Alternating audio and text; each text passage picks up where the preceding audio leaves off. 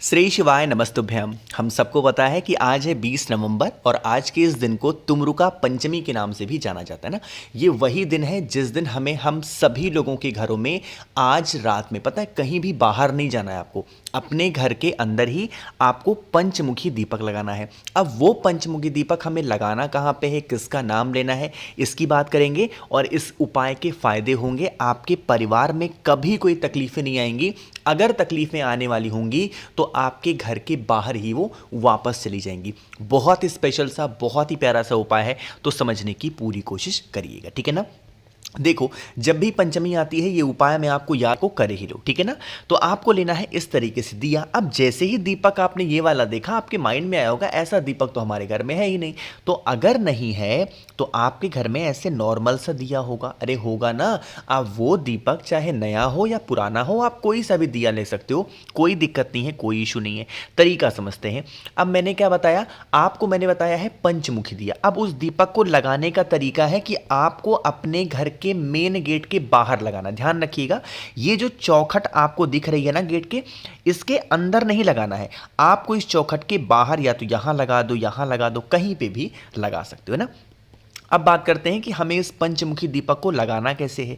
देखो, मैंने आपको बताया है पंचमुखी दिया, तो हमें इसके अंदर क्या लगानी है, 5 बत्तियां। एक बत्ती इधर लग गई, दूसरी बत्ती इधर लग गई, तीसरी बत्ती यहां पे लग गई, चौथी बत्ती यहां पे लगा दिया और पांचवी बत्ती यहां पे। इस प्रकार से आपको पंचमुखी दिया तैयार करना है। बात करते हैं कि इस दीपक के अंदर डालना क्या है। ध्यान रखिएगा, इस दीपक के अंदर आपको घी डालना, ठीक है ना। और पूरा दीपक अच्छे से घी से ऐसे करके पूरा भर देना, ठीक है ना। भर दिया। अब जलाते हैं इस दीपक को। जब आप इस दीपक को जलाओगे तो शिव पंचायत का स्मरण करेंगे ना। अब यहां पे सबसे पहला नाम कौन सा लेंगे, बाद में कौन सा लेंगे, इससे मतलब नहीं है, बस शिव पंचायत का नाम लेके जलाना। अब वो शिव पंचायत कौन कौन से हैं समझिएगा। देखो, जो पहली बत्ती आपको लगानी है, सबसे पहले देवादिदेव महादेव के नाम की सबसे पहली बत्ती आपको लगानी होगी, ठीक है ना। दूसरी बत्ती जो जलाओगे, सर्वप्रथम पूजनीय देवता हमारे हिंदू धर्म के, सनातन धर्म के कौन है, भगवान गणेश, तो उनके नाम की दूसरी बत्ती जलाओगे। जो तीसरी बत्ती आपको जलानी होगी, जगत जननी जगदम्बा माँ दुर्गा के नाम की तीसरी बत्ती जलाओगे।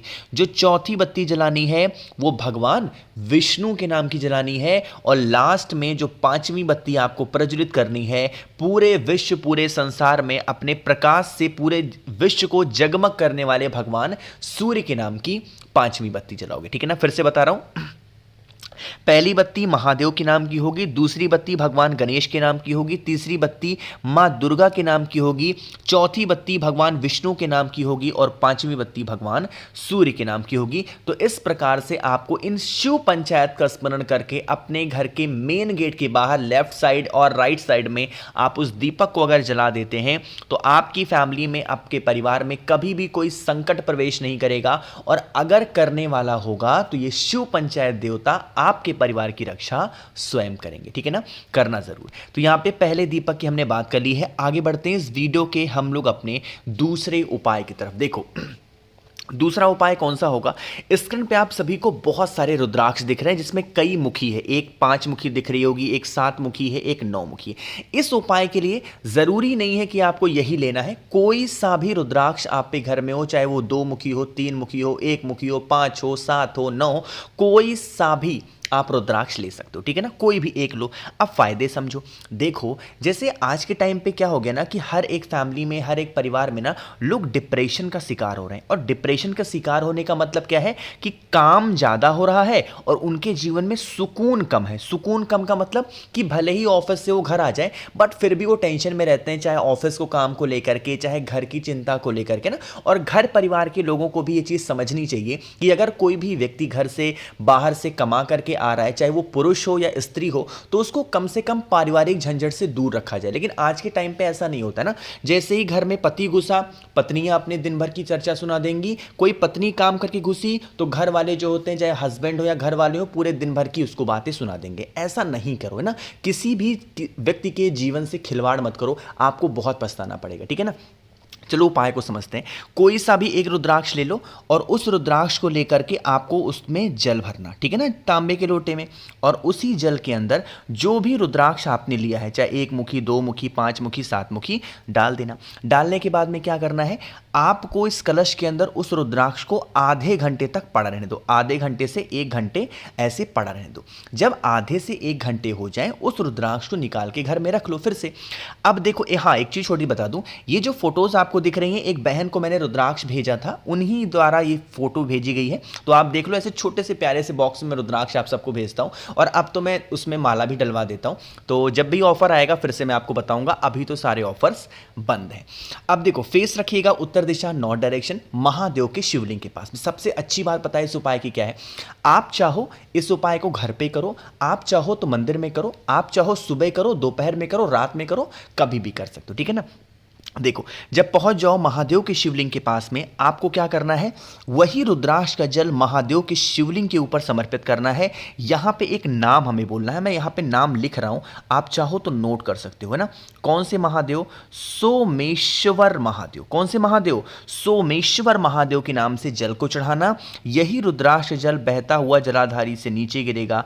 इस जल को रोक लेना। जो भी व्यक्ति घर में आपके डिप्रेशन में रहता है, टेंशन में रहता है, अगर थोड़ा थोड़ा करके कुछ दिनों तक इस जल को पिला दोगे ना, यकीन मानिए उसकी जो चिंता होगी ना, वो धीरे धीरे खत्म हो जाएगी, ठीक है ना।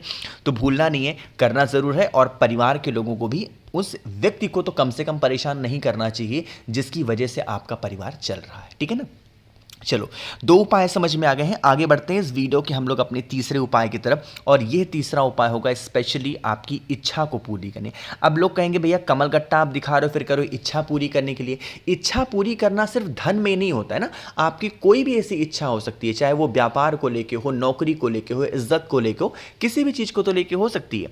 तो आपको करना है इस उपाय को, लेकिन जल्दी से कर दीजिए पहले वीडियो को लाइक, और जितने भी मेरे भाई बहन आवाज मेरी पहली बार सुन रहे हैं चैनल पे, तो जल्दी से चैनल को सब्सक्राइब करेंगे, ठीक है ना। देखो, समझने की कोशिश करना। इस उपाय के लिए हमें तीन चीजों की जरूरत पड़ेगी। वो कौन सी है? एक तो आपको 5 कमलगट्टे लेने हैं, साथ ही साथ आपको लेने हैं 5 काले तिल, साथ ही साथ आपको लेने हैं 5 काली मिर्च। अब यहां पे एक चीज मैं बताना आपको भूल गया, जो कमल गट्टा आप 5 ले रहे हो, ये जरूरी नहीं है कि कमल गट्टा जाओ मार्केट में और नया खरीद के लेकर के आओ इस्तेमाल को, नहीं, ऐसा नहीं। आप कोई सा भी कमल गट्टा जो घर में आपने इस्तेमाल किया है उसको भी ले सकते हैं।